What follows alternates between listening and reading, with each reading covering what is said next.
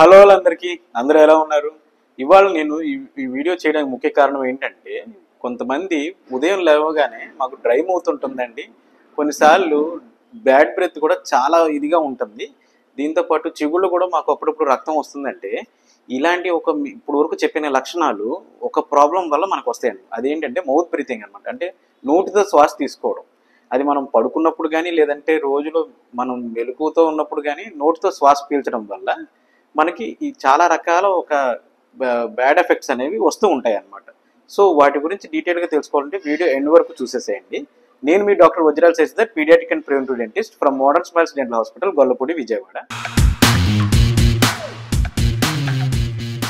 నార్మల్గా మనం శ్వాస అనేది ఎప్పుడు కూడా ముక్కుతో తీసుకుంటూ ఉంటాం. అలా కాకుండా నోటితో తీసుకుంటున్నాం అంటే మెయిన్ దానికి కారణం ముక్కు దగ్గర ఏమైనా ప్రాబ్లం ఉండడం కానీ, లేదంటే మనకి లోపల వైపు టాన్సిల్స్ కానీ, ఎడినాయిడ్స్ కానీ ఇవి ఏమన్నా ఉబ్బడం వల్ల కానీ కూడా మనకు కొన్నిసార్లు నోటితో శ్వాస తీసుకోవాల్సి వస్తుంది. అయితే నోటితో శ్వాస తీసుకోవడం వల్ల ఏమవుతుందంటే, సపోజ్ మీరు పడుకున్నప్పుడు నోటితో శ్వాస తీసుకుంటూ ఉన్నారు.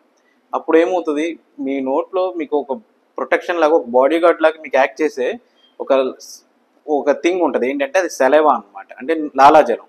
అది నెమ్మదిగా డ్రై అయిపోయి పంటికి ఏదైతే ప్రొటెక్షన్ ఇవ్వాలో అవి ఇవ్వకుండా వాటి నుంచి మనకి పుచ్చులు వచ్చే ఛాన్సెస్ ఎక్కువ ఉంటాయి. ఎందుకంటే నోరు డ్రై అయినప్పుడు మనకి బ్యాక్టీరియా అనేది పెరగడం స్టార్ట్ అవుతుంది. దానివల్ల పుచ్చులు కానీ, లేదంటే చిగుళ్ళ సమస్యలు కానీ ఎక్కువ అవడానికి ఛాన్సెస్ ఉంటాయి. సో ఈ నోటితో శ్వాస తీసుకోవడం అనేది పిల్లల నుంచి పెద్దల వరకు చాలా రకాల ఎఫెక్ట్స్ చూపిస్తూ ఉంటాయి. కొన్నిసార్లు అండర్లయింగ్ ఉన్న ప్రాబ్లమ్స్ని కూడా దానివల్ల ఈ నోటితో శ్వాస తీసుకోవడం అనేది కూడా జరుగుతుంది.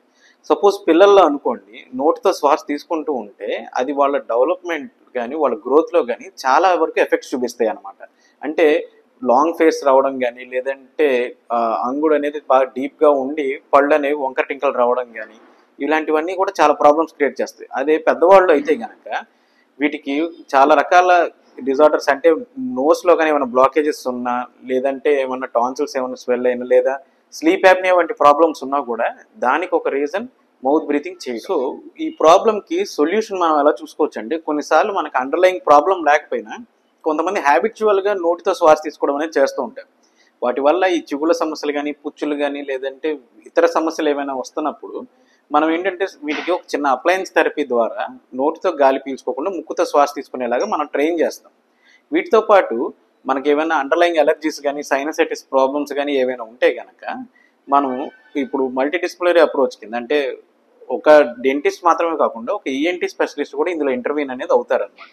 సో దానివల్ల మీకు ఏమైనా అండర్లయింగ్ ప్రాబ్లమ్స్ ఉన్నప్పుడు బోత్ ఒక డాక్టర్స్ కొంతమంది కలిసి మీకున్న ప్రాబ్లమ్స్ క్లియర్ చేసేలాగా కూడా కొన్నిసార్లు ట్రీట్మెంట్స్ అనేవి చేయాల్సి ఉంటుంది. సో మీకు తెలిసిన వాళ్ళు ఎవరైనా సరే నోటితో శ్వాస తీసుకున్నట్టు గమనిస్తే వెంటనే డెంటిస్ట్ చెకప్కి పంపించండి. దానివల్ల వాళ్ళ ప్రాబ్లం మీరు ఆల్మోస్ట్ ఎర్లీ స్టేజెస్లోనే కట్ ఆఫ్ చేసిన వాళ్ళు అవుతారు. ఇలాంటి మరిన్ని వీడియోస్ మీ వరకు రావాలంటే మీరు చేయాల్సిన ఒకే ఒక పని, మన యూట్యూబ్ ఛానల్ సబ్స్క్రైబ్ చేసుకోవడం. అలాగే ఈ వీడియోస్ చూసిన వెంటనే మనం లైక్ అండ్ షేర్ చేయడం ద్వారా మీరు మరింత మందికి మీరు ఈ అవేర్నెస్ అనేది క్రియేట్ చేసిన వాళ్ళు అవుతారు. Thank you.